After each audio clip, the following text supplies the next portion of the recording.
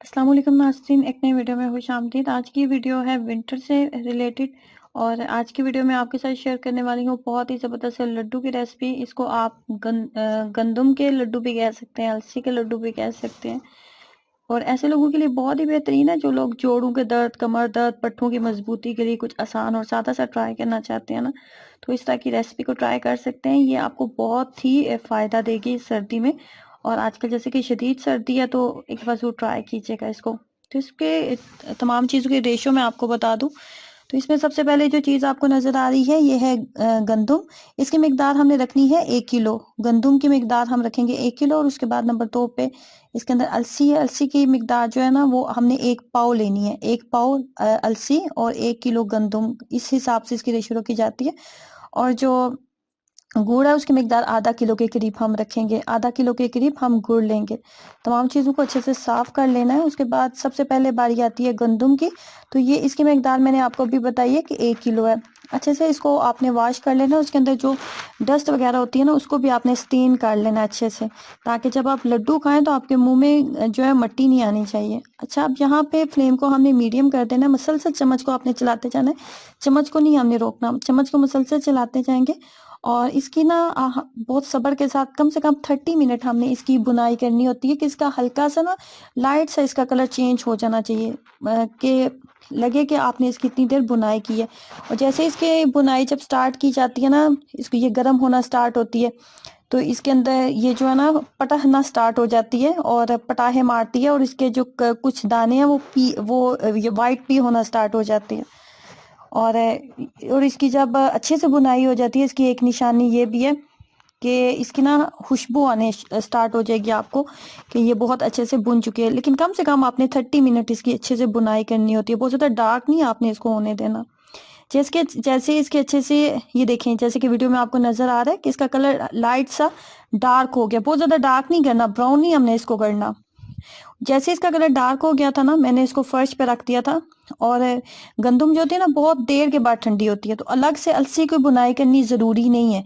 इसी गंदम जो बहुत तेज गंदम हमारी अच्छे से बुनी हुई है उसी के अंदर ही हम अलसी को डाल देंगे और अलसी के साथ हमने इसकी अच्छे से इस तरीके से बुनाई कर लेनी है। अलसी को बहुत ज्यादा बुनाई की जरूरत नहीं होती, 3 से 4 मिनट ये ग्रीस को भून लिया जाए तो काफी है। तो अलग से नहीं भूनेंगे, गंदम के साथ इस तरीके से अच्छे से मिक्सअप करके तो इसकी बुनाई कर लेंगे। और मैंने कढ़ाई को फर्श पे रख दिया है। दोनों को अच्छे से ठंडा आपने कर लेना, नीम गर्म हो जाए दोनों। जैसे रूम टेम्परेचर के मुताबिक इनका टेम्परेचर हो जाए तो इसको अच्छे से हमने पाउडर फॉर्म में बना लेना है। अच्छे से पाउडर फॉर्म में जब बन गया तो यहाँ पे 250 ग्राम, 1 पाव के करीब हम घी का इस्तेमाल करेंगे। ये देसी घी है, घर का खालिश निकला हुआ देसी घी का इस्तेमाल कर रही हूँ। 250 ग्राम के करीब हमने देसी घी लिया। उसके अंदर हमने अलसी का पाउडर और जो गंदम हमने भुना था दोनों का पाउडर हमने इसके अंदर डाल दिया है। अब दोनों चीजों की अच्छे से बुनाई हो चुकी है।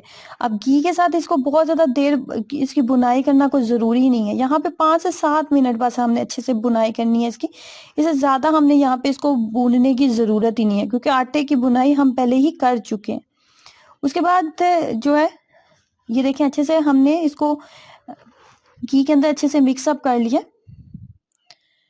घी के अंदर इसको मिक्सअप करने का फायदा ये होता है कि ये फिर खाना इजी हो जाता है, डाइजेस्ट करना इसको इजी हो जाता है। तो इसलिए हम इसको घी के अंदर अच्छे से मिक्सअप कर लिया। आप नॉर्मल जो आपके किचन में घी मौजूद होता है ना उसके साथ भी आप इसको बना सकते हैं। देसी घी के साथ बनाना कोई जरूरी नहीं होता।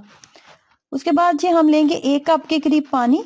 नॉर्मली जो चाय के लिए कप यूज होता है वो वाला मैंने कप लिया 1 कप पानी और इसके अंदर हम गुड़ को शामिल कर देंगे। गुड़ की मिकदार जो थी वो आधा किलो के करीब गुड़ था।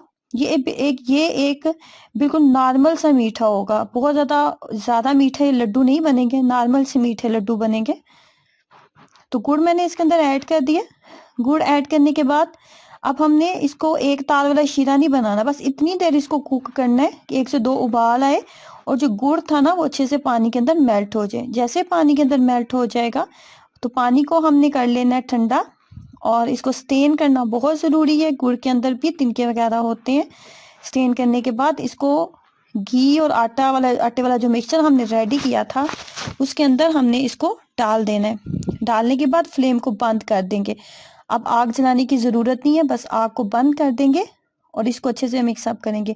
अब यहाँ पे आप अखरोट, बादाम, सफेद तिल, मूंगफली कोई सी भी चीज आपके पास मौजूद है वो इसके अंदर डाल दें। यहाँ पे आप कोकोनट भी ऐड कर सकते हैं, कोकोनट आप ऐड कर लें। मेरे पास इस वक्त मूंगफली थी, सफेद तिल थे, अखरोट, बादाम थे, कुछ यही चीजें मेरे पास इस वक्त घर में मौजूद थी, तो वो मैंने डाल रही हूँ इसके अंदर,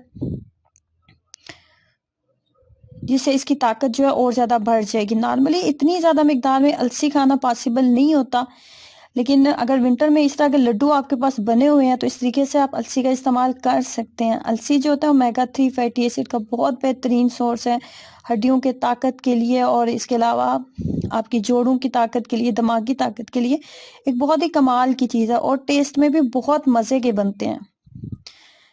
और इतनी मिकदार में तकरीबन जो थे 60-70 के करीब लड्डू जो थे ये रेडी हो गए थे। इस तरह की चीज़ें आप खाएं ताकि आपकी दिमागी ताकत के लिए बेहतरीन है, आई साइट के लिए बहुत बेहतरीन है। आप खुद भी ट्राई करें, अपने बच्चों को ट्राई करवाएं।